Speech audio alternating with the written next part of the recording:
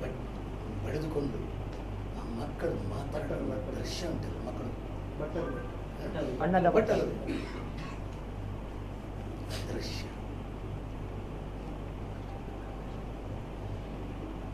ಊಟವನ್ನು ಕೊಡುವುದು ನಿಲ್ಲಿಸುವುದು. ಎಂತ ರಾಕ್ಷಸರ ಇವರು. ಯಾರಾಗ್ಲಿ, ಮುಖ್ಯಮಂತ್ರಿ ಆಗಲಿ ಯಾರು ಕೂಡ ಹೇಳು, ನಾನು ಕುದ್ರೋಳಿ ದೇವಸ್ಥಾನದಲ್ಲಿ ಪ್ರಪ್ರಥಮವನ್ನು ನಾನು ಸ್ಟಾರ್ಟ್ ಮಾಡಿದ ನಾನೇ ಊಟ ಕೊಡುವಂತ ಭಕ್ತರಿಗೆ ಮತ್ತು ಮಕ್ಕಳಿಗೆ. ಅದು ಪುಣ್ಯದ ಕೆಲಸ. ಅದನ್ನು ನಿಲ್ಲಿಸುವುದಂತ ಹೇಳಿದ್ರೆ ಅದು ಪ್ರಭಾಕರ ಭಟ್ರು ಮಾಡಿದ್ರು ಅಥವಾ ಇನ್ನೊಬ್ಬ ಮಾಡಿದ್ರಂತ ಪ್ರಶ್ನೆ ಅಲ್ಲ. ಪ್ರಭಾಕರ ಭಟ್ರನ್ನು ಹೊಗಳ್ತೇನೆ ನಾನು ಅದಕ್ಕೋಸ್ಕರ. ಅವರು 2 ಶಾಲೆಗಳಲ್ಲಿ, ಅದು ಸುಲಭದ ಕೆಲಸ ಅಲ್ಲ, ಅದರ ಕಷ್ಟ ನನಗೆ ಗೊತ್ತುಂಟು.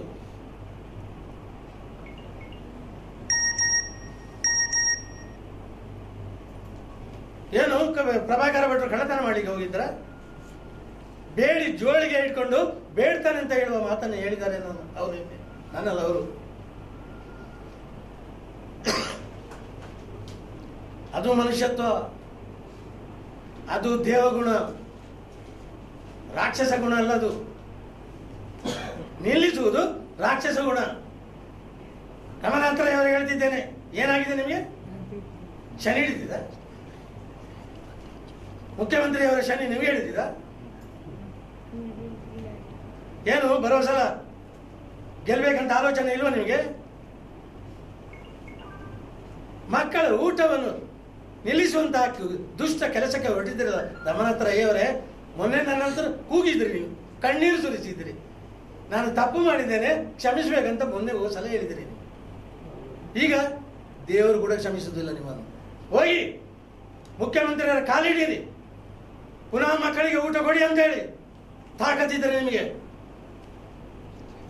ನೀವು ಕೊಡದಿದ್ರೆ ಉಂಟಲ್ಲ, ನೀವು ಮಕ್ಕಳಿಗೆ ಆಹಾರವನ್ನು ಕೊಡದಿದ್ರೆ ಪೂಜಾರಿ ಖಂಡಿತ ಬಿಡುವುದಿಲ್ಲ ನಿಮ್ಮ.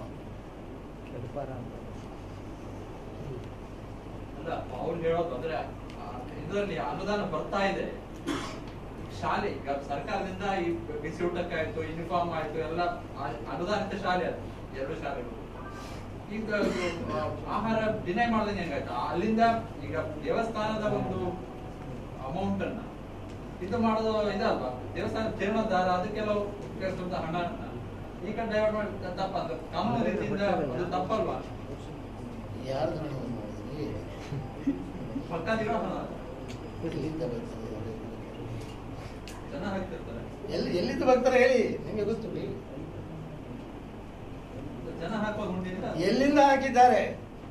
ತಮ್ಮ ಇದರಿಂದ. ಎಲ್ಲಿ ಹಾಕಿದ್ದಾರೆ? ದೇವಸ್ಥಾನ. ಯಾವ ದೇವಸ್ಥಾನ?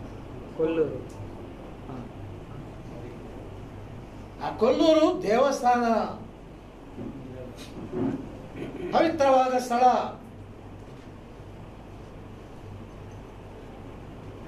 ಭಕ್ತರು ನಂಬಿಕೆ ಇಟ್ಟ ಪುಣ್ಯ ಸ್ಥಳ ಅದು.